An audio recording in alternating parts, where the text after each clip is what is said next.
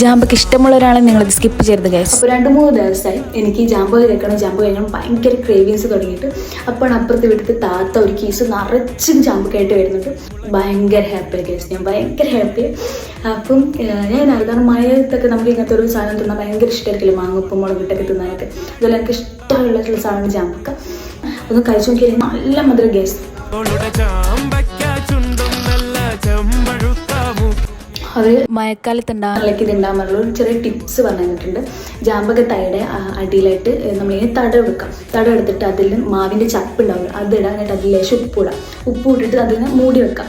അതിന് ജസ്റ്റ് മൂടി വെച്ചിട്ട് നല്ലോണം വെള്ളം ഒഴിക്കണം. ഈ സൂര്യപ്രകാശം തട്ടുമ്പോൾ ഇത് കൂടുതലായിട്ട് ഉണ്ടാവുക, നല്ല നിറാവുക എന്നൊക്കെ പറഞ്ഞു കേട്ടിട്ടുണ്ട്. പക്ഷേ ഇവരുടെന്ന് വെച്ചാൽ ഈ ഷീറ്റിട്ട് ഇതിൻ്റെയൊക്കെ ഒരു സൈഡിലായിട്ടാണുള്ളത്, അവിടെ സൂര്യപ്രകാശമൊന്നുമില്ല.